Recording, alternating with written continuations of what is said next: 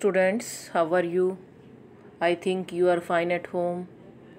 Today we discuss class 9th, chapter 6, My Childhood, and especially we are discussing the summary of this chapter. तो students हम discuss कर रहे हैं chapter 6 को my childhood, जो कि बिहावी बुक से है, और स्पेशली हम इसकी समरी को डिस्कस कर रहे हैं कि what the chapter tells. And this chapter is about APJ Abdul Kalam. Now he has expired, but today we are discussing a lively childhood through this chapter.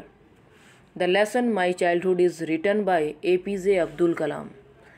आज हम बड़ा एक जीवंत सा चाइल्डहुड उसके चाइल्डहुड के बारे में पढ़ते हैं, APJ अब्दुल कलाम के चाइल्डहुड के बारे में. The lesson my childhood is written by APJ Abdul Kalam. ये जो चैप्टर है चाइल्डहुड वो APJ अब्दुल कलाम के द्वारा लिखा गया है. It is extracted from the book wings of fire. और ये चैप्टर लिया गया है विंग्स ऑफ फायर बुक से. ये उनकी एक ऑटोबायोग्राफी को शो करता है. ये जो चैप्टर है माई चाइल्डहुड ये उनकी ऑटोबायोग्राफी को शो करता है. तो विंग्स ऑफ फायर में से ही एक पार्ट यहाँ पे दिखाया गया है जो उनकी ऑटोबायोग्राफी है विंग्स ऑफ फायर. उसी का एक चैप्टर यहाँ दिया गया है my childhood. This lesson is about his childhood days. ये लेसन उसके चाइल्डहुड डेज के बारे में है. How he earned his first wages.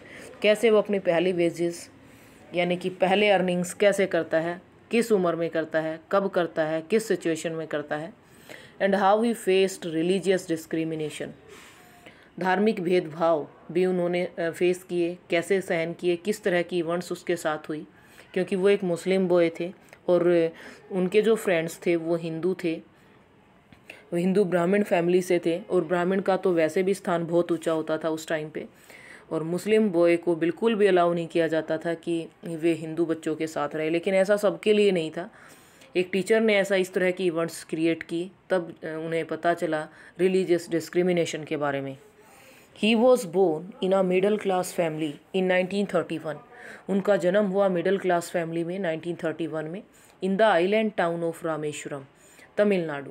Tamil Nadu का एक रामेश्वरम नाम का एक कस्बा है और द्वीपीय कस्बा है. ये आइलैंड वाला टाउन है. 1931 में उनका जन्म हुआ था. He was greatly influenced by his parents. और वो बहुत ज़्यादा प्रभावित हुए अपने पेरेंट्स से, अपने टीचर्स से, अपने फ्रेंड्स से.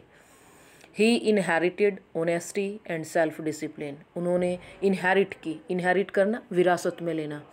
उन्होंने विरासत में ली ऑनेस्टी, ईमानदारी को, सेल्फ डिसिप्लिन, आत्म संयम को, आत्म अनुशासन को, from his father.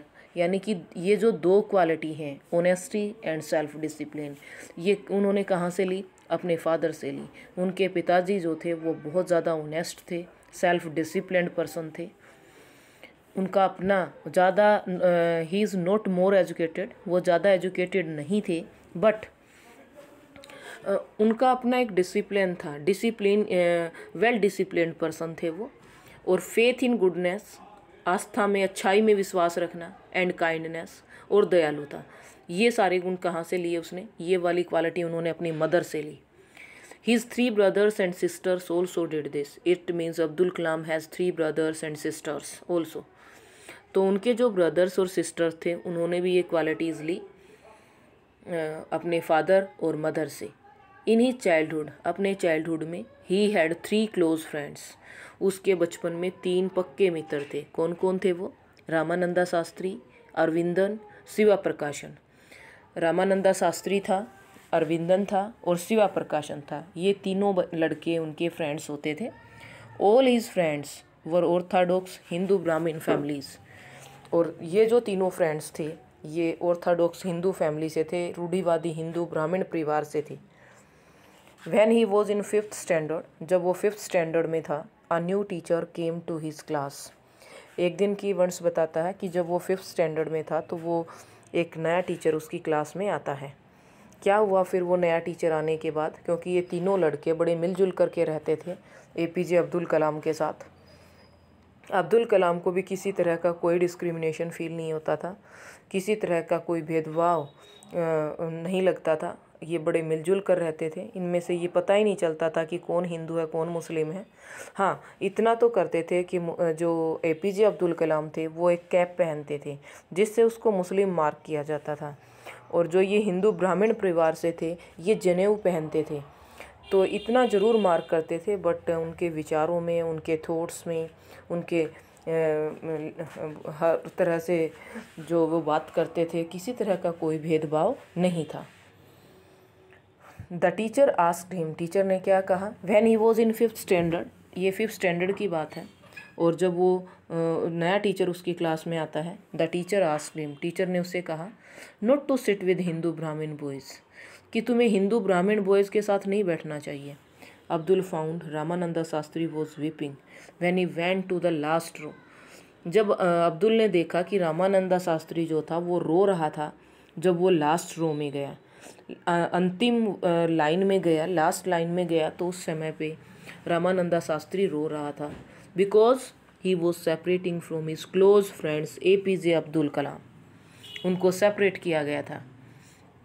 The image of weeping left a lasting impression on him, और रोने की जो इमेज थी वो एक लास्टिंग, एक अंतिम प्रभाव उसके ऊपर छोड़ती है।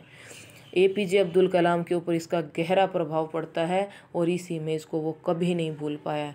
ये लास्टिंग इम्प्रेशन था, लास्ट इम्प्रेशन था उसके ऊपर रामानंदा शास्त्री का। Ramananda Shastri's father told the teacher, क्योंकि हर एक ने जाके अपने अपने रेस्पेक्टिव पेरेंट्स को ये बात बताई कि हमारे साथ ऐसा हुआ, हमारे टीचर ने ऐसा बोला। तो सारी स्कूल की इवेंट्स उन्होंने अपने घर जाके बताई। तो रामानंदा शास्त्री के फादर ने क्या कहा, Ramananda Shastri's father told the teacher, Ramananda Shastri के पिता ने उसके टीचर को बताया, that he should not spread the poison of social inequality and communal tolerance in the minds of innocent childrens. तो रामानंदा शास्त्री के पिताजी ने उसके टीचर को कहा और बुलाया उसको।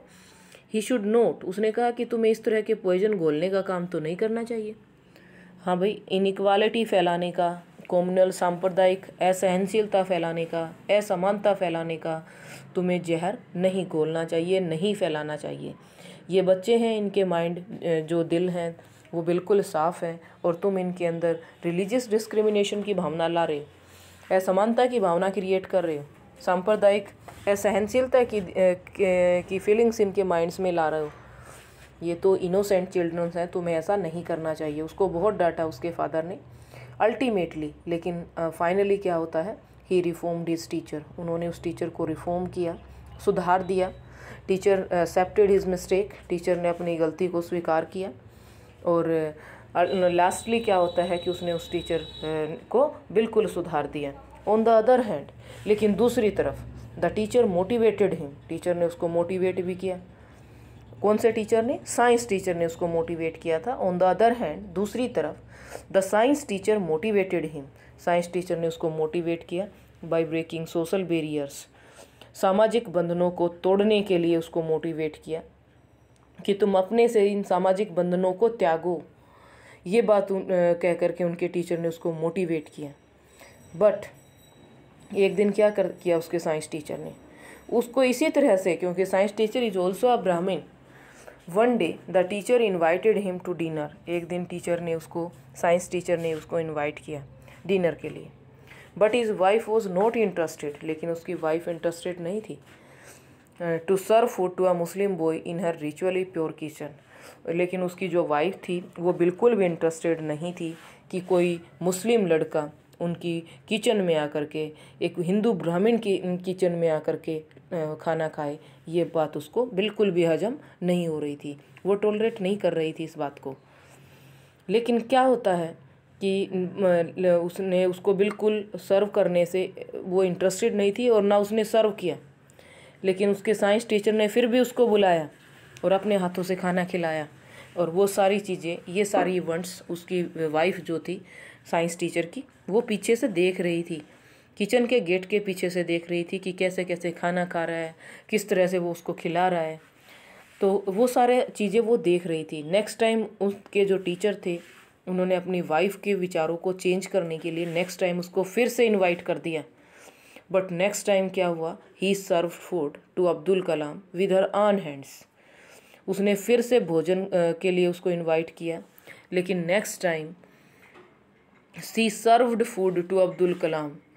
सी सर्व्ड फूड, यहाँ ही की जगह पे हम क्या आना चाहिए, सी आना चाहिए।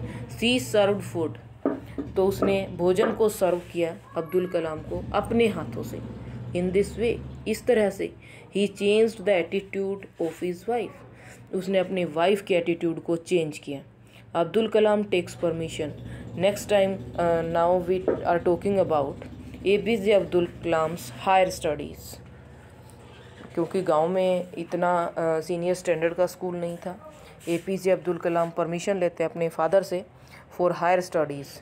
हायर स्टडीज़ के लिए उन्होंने परमिशन लिया अपने फादर से। हिज फादर गेव परमिशन, उसके पिता ने उसको परमिशन दी ईजीली, बड़ी आसानी से, so that he could develop his own career, ताकि वो अपने भविष्य को, अपने कैरियर को बना सके। His father also motivated him, उसके फादर ने उसको मोटिवेट भी किया, उसको प्रेरणाएं दी, उसको प्रोत्साहित किया by giving him the example of a bird seagull.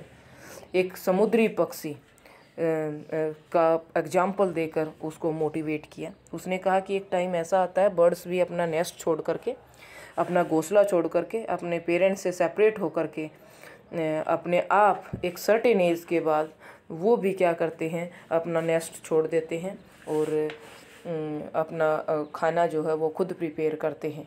He also said, उसने ये भी कहा that most animals grow on their on after a certain age, कि एक टाइम के बाद एनिमल्स भी अपने आप जो है एक सर्टेन एज के बाद अपने आप ग्रो करते हैं, अपना आप अपना खाना पीना लेते हैं। तो इस तरह से तेरा भी जाना बहुत ज़्यादा कंपल्सरी है, बहुत ज़्यादा ज़रूरी है, नेसेसरी है, तो तुम्हें जाना ही होगा।